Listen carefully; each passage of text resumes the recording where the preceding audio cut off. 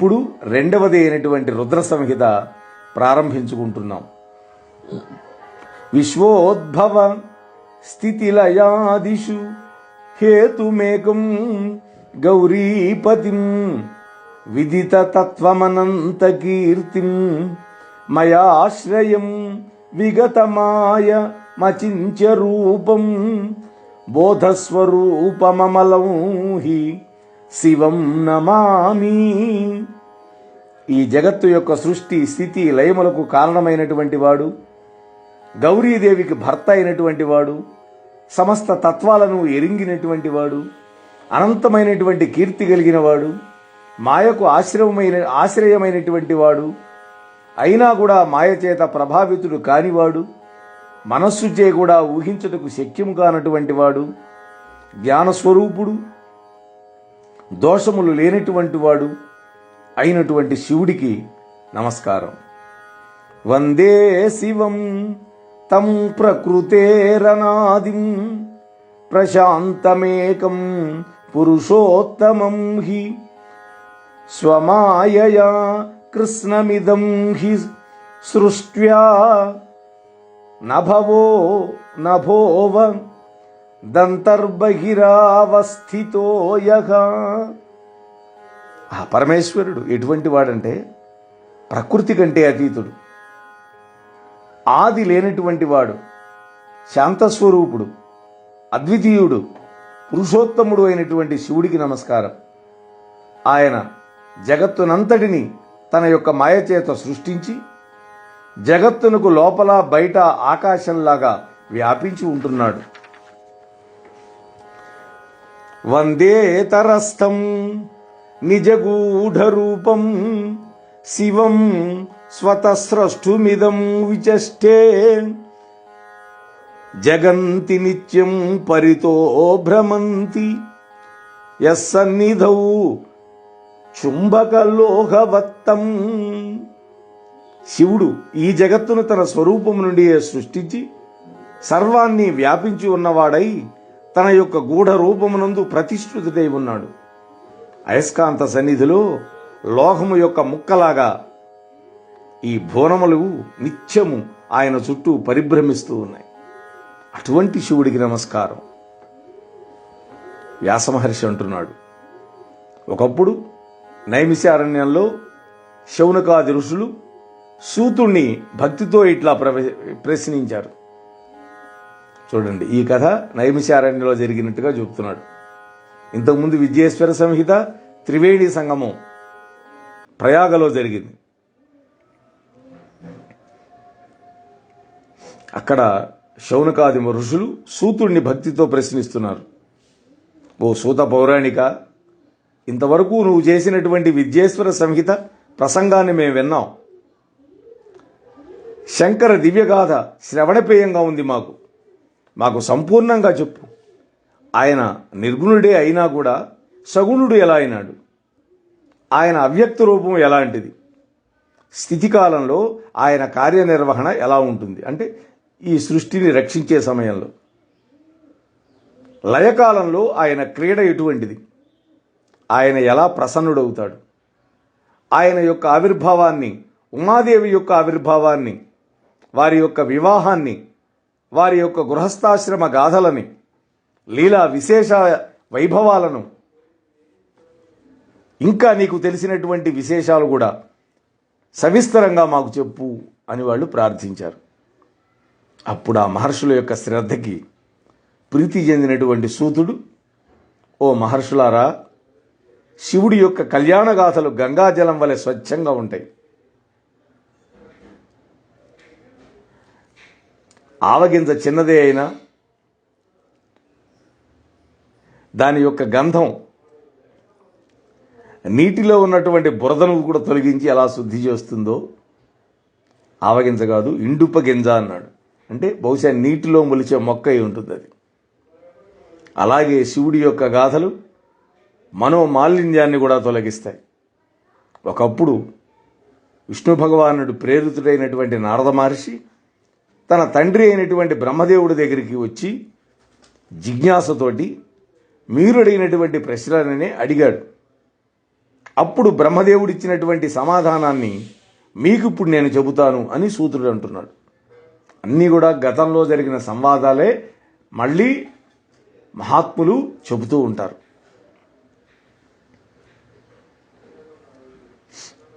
నారదుడి యొక్క తపస్సు.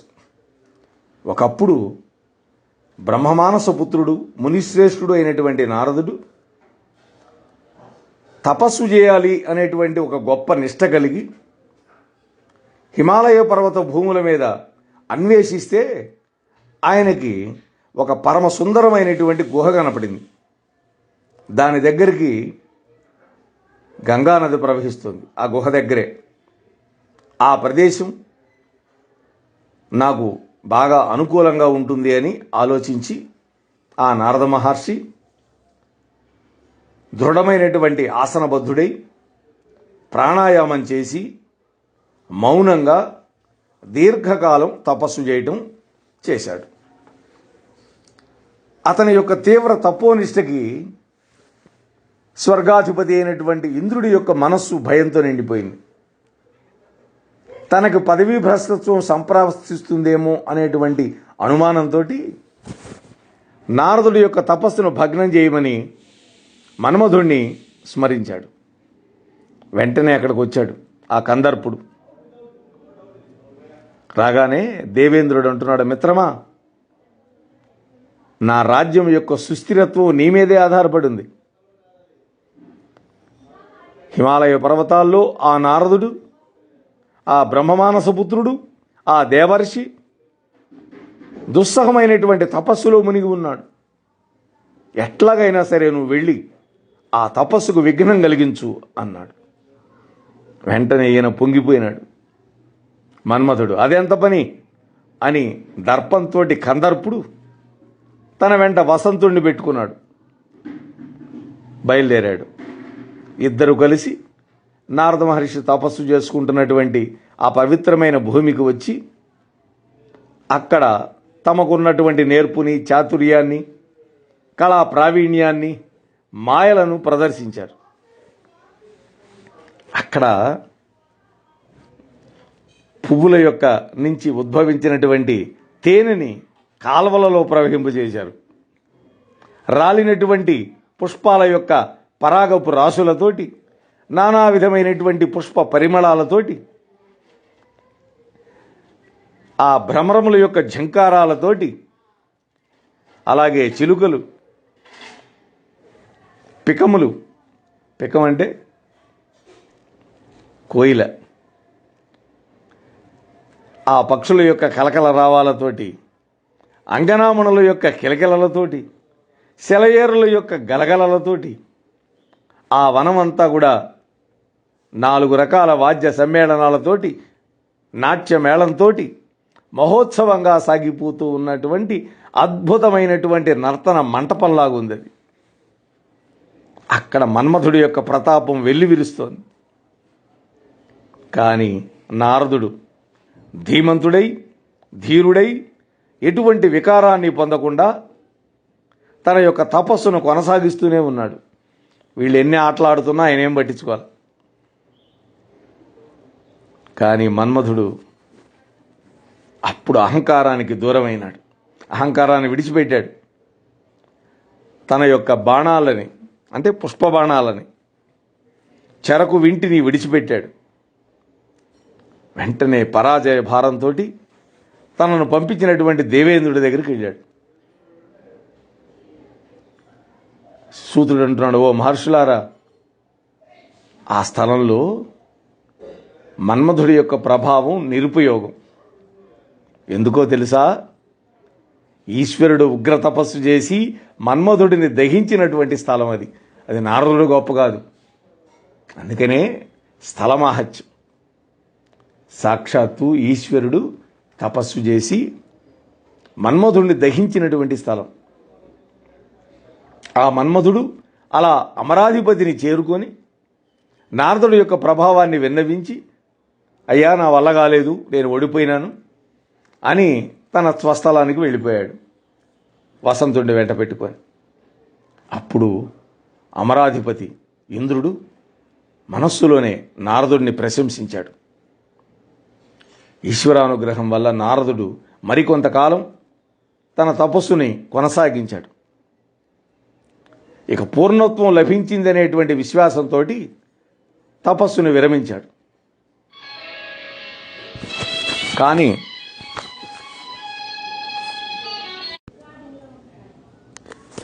కానీ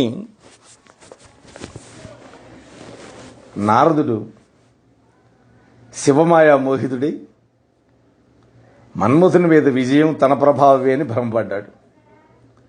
తన యొక్క మహిమని శివుడికి చెప్పి ఆ శివుడి నుంచి పొగడ్తలు పొందాలనేటువంటి ఉబలాటంతో వెంటనే బయలుదేరి కైలాసానికి వెళ్ళాడు.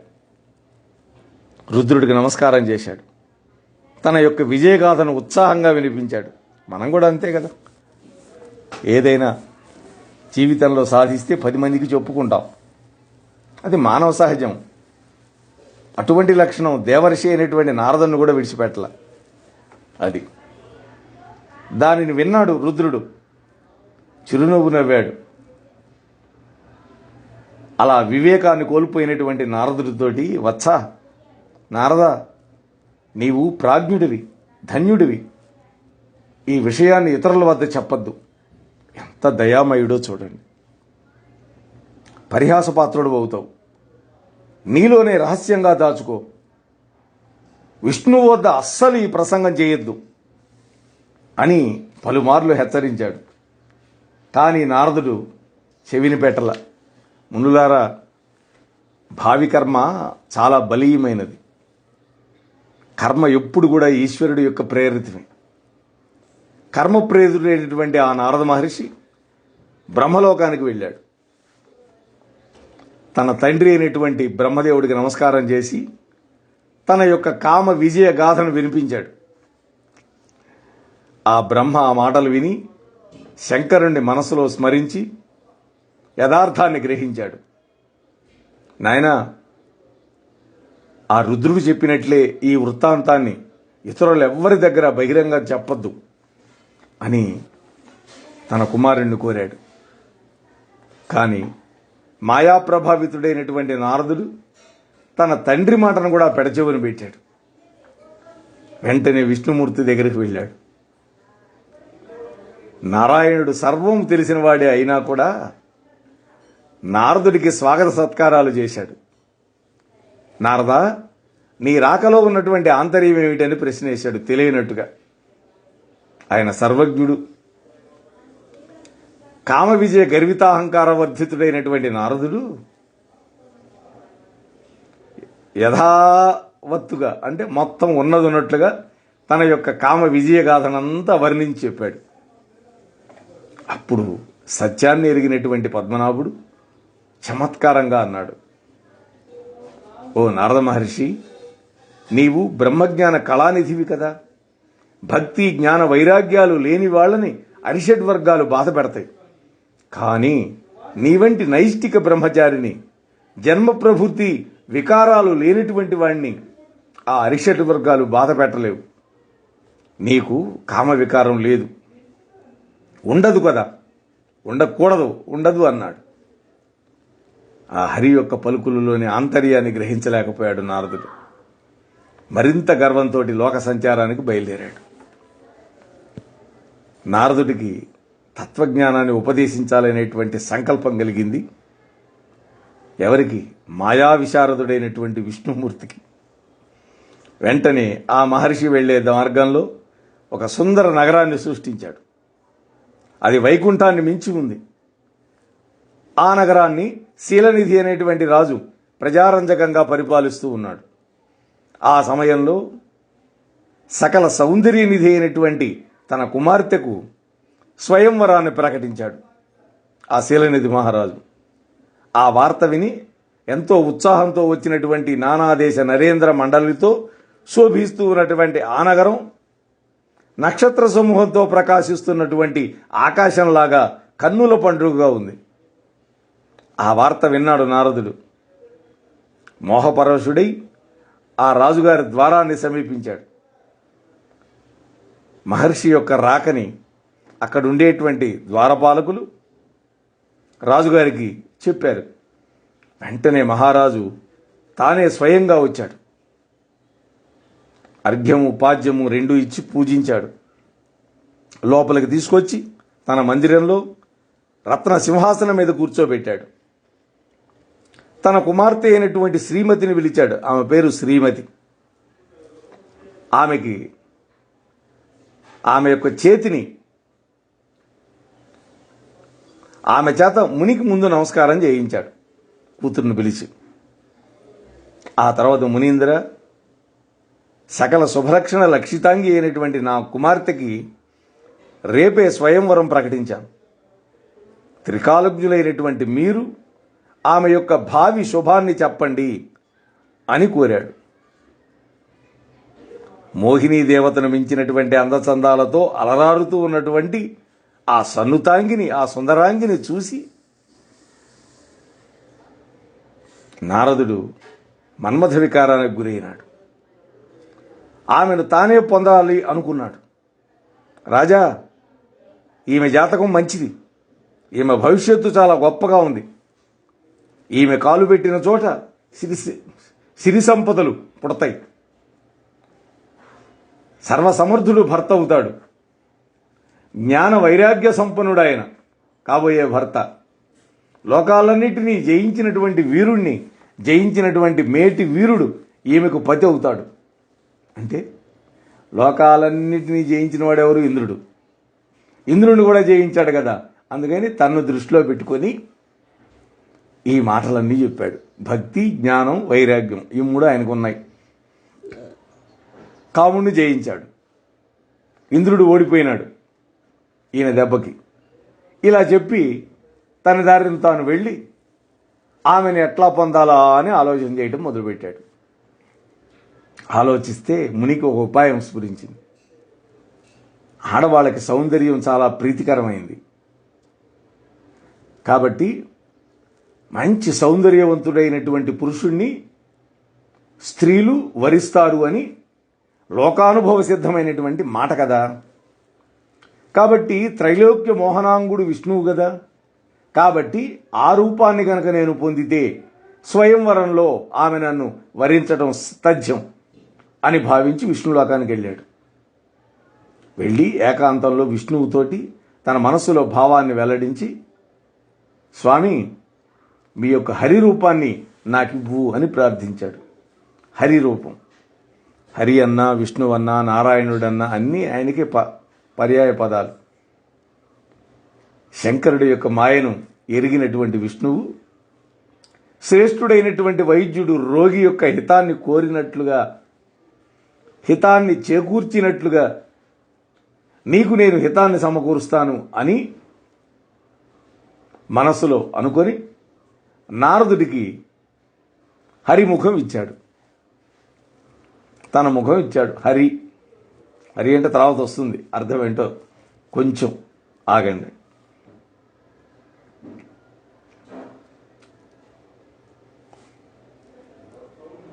సరే, ఈ విషయాన్ని తెలియనటువంటి ముని ఇచ్చాడు కదా అనుకున్నాడు హరిముఖం.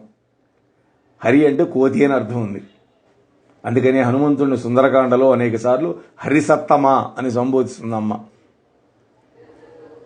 ఈయన అందుకని ఏం చేశాడు? చమత్కారంగా హరి ముఖం అడిగాడు. హరి రూపం అల్లా పోని కాబట్టి కోతి ముఖం ఇచ్చి మిగిలినటువంటి దేహం అంతా తన రూపం ఇచ్చాడు పరమాత్మ. ఈ విషయం నారదుడికి తెలియదు. నేను కృతార్థుణ్ణయ్యానని భావించి మళ్ళీ ఆ శీలనిధి మహారాజు నగరంలోకి ప్రవేశించి అక్కడ స్వయంవర మంటపంలో కోలాహలంగా ఉన్నటువంటి ఆ సభకి చేరుకున్నాడు. ఇంద్రసభలా ఉంది ఆ సభ. మిగతా రాజులందరూ కూడా కూర్చొని ఉన్నారు. వాళ్ళ మధ్య ఈయన కూడా వెళ్ళి ఒక ఆసనం మీద కూర్చున్నాడు. బయట వాళ్ళ కన్నులకు తాను ఎలా గోచరిస్తున్నాడు అనేది నారదుడికి తెలియదు. శివుడి యొక్క మాయ వల్ల ఇద్దరు రుద్రుడి యొక్క అనుయాయులు బ్రాహ్మణుల వేషంలో వచ్చి మహర్షి దగ్గరికి వెళ్ళి పరిహాస భాషణం చేశారు. మనస్సంతా రాజకుమార్తె మీదనే ఉన్నటువంటి ముని ఓహో కోతిముఖం వాడా అని బ్రాహ్మణులు పలికినటువంటి పరిహాసపు వచనాలను పట్టించుకోవాలి. వాళ్ళిద్దరూ పక్కపక్కనే కూర్చున్నారు, శివుడి యొక్క అనుయాయులు. రాజకుమార్తె వచ్చే మార్గం వైపు రెప్పవేయకుండా చూస్తున్నాడు ముని. ఎప్పుడు వస్తుందా, ఎప్పుడు నా సౌందర్యాన్ని చూసి నన్ను వరిస్తుందా అని ఉన్నాడు తప్ప ఈ పక్కన కూర్చున్న వాళ్ళు వేసేటటువంటి జోకులు తనను ఎగతాళి చేస్తున్నారు అనేటువంటి ఆలోచన కూడా ఆయనకి లేదు. ఇంతలో రాజకుమారి ఇద్దరు చెలిగిత్తలు పక్కపక్కన వస్తూ ఉంటే బంగారు పూలమాలను చేతిలో ధరించి ఆ స్వయంవర సభా మంటపం మధ్యలో నిలబడింది. ఆ మీదట వరాన్వేషణ చేస్తూ సభంతా తిరిగింది. అంటే తనకు నచ్చిన వాడి కోసం. మునిని చూచి ముఖాన్ని తిప్పుకుంది, నారదుడిని చూసింది, తన ముఖం తిప్పుకుంది. ముని ఖిన్నుడైపోయాడు, బాధపడిపోయాడు. ఏంది, విష్ణుమూర్తి సౌందర్యంతో ఉన్న నన్ను కూడా చూడలేదు ఈమె. వెంటనే విష్ణువు రాజకుమారుడి యొక్క వేషంలో వచ్చి ఎవ్వరికీ కనపడకుండా సభలో కూర్చొని ఉన్నాడు. ఆమె ఆయన్ను చూచి పూలమాలను ప్రసన్నవదనంతో ఆ విష్ణువు యొక్క మెడలో వేసింది. రాజకుమారుడు రూపంలో ఉన్న విష్ణు మెడలో వేసేసింది. వెంటనే ఆ హరి రాకుమారిని తీసుకొని అంతర్ధానమై తన లోకానికి వెళ్ళిపోయాడు. మిగిలినటువంటి రాజకుమారులందరూ కూడా నిరాశపడి వాళ్ళు వెనుదిరిగారు. కాగా నారదుడు మాత్రం దైవోపహతుడై తన యొక్క జ్ఞానాన్ని కోల్పోయినాడు, తన బుద్ధిని కోల్పోయినాడు.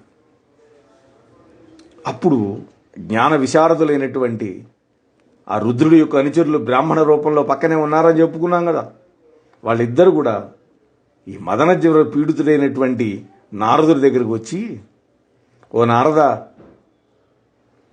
బంగారపు బొమ్మ లాంటి ఆ రాజకుమారి నిన్ను వరించలేదని కదా నీకు దుఃఖపడుతున్నావు?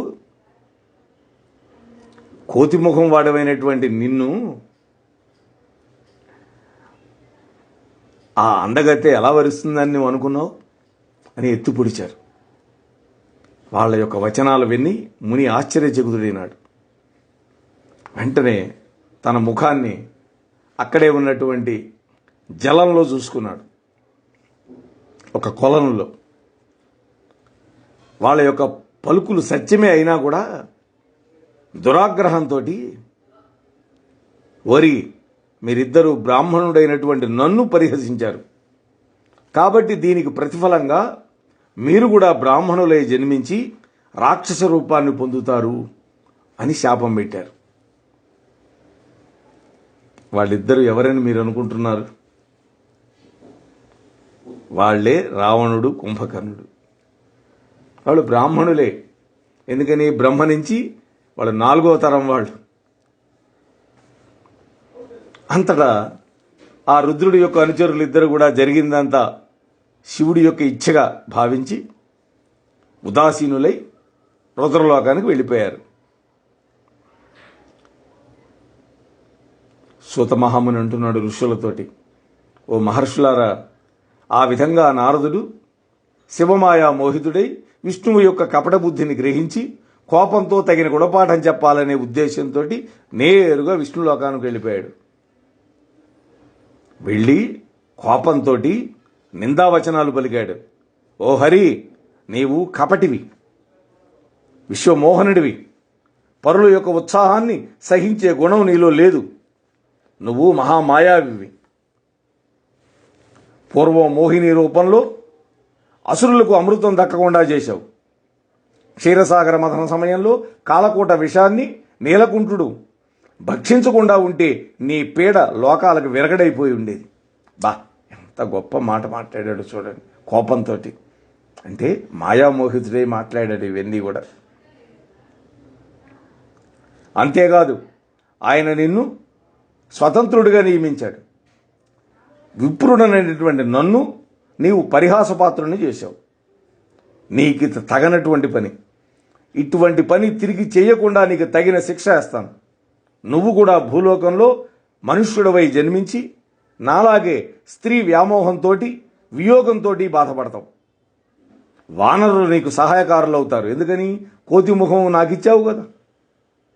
ఆ జన్మలో తరచుగా అజ్ఞాన మోహితుడివై ఉంటావు అన్నాడు. నిజమేగా, నరుడుగా ప్రవర్తించబట్టే రావణుడిని చంపగలుగుతాడు ఆయన. అందుకనే భార్య యొక్క వియోగంతో బాధపడ్డాడు. లక్ష్మణస్వామి యుద్ధంలో పడిపోతే ఏడ్చాడు. దేశే దేశే కళత్రాన్ని దేశే దేశే చ బాంధవ అని అద్భుతంగా ఉంటాయి ఆ శ్లోకాలు శ్రీమద్ రామాయణం, వాల్మీకి రామాయణం.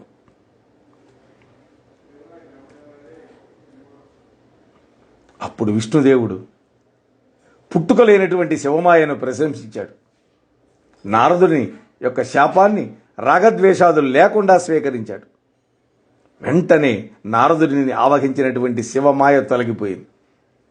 నారదుడు ఎప్పటిలాగా తిరిగి జ్ఞానమూర్తి అయినాడు. జ్ఞానోదయం ఎప్పుడైతే అయిందో పూర్వగాథంతా స్మృతికి వచ్చింది. పశ్చాత్తాప హృదయంలో తనను తాను నిందించుకున్నాడు. శివమాయను ప్రశంసించి విష్ణువు పాదాల మీద పడి ఈ విధంగా ప్రార్థించాడు. హే ప్రభు, దుర్బుద్ధితో దుష్ట వచనాలు పలికాను, పైగా నీకు శాపం పెట్టాను. నాకు నరకం నిశ్చయం. నేను నీకు దాసుణ్ణి, నీ భక్తుణ్ణి.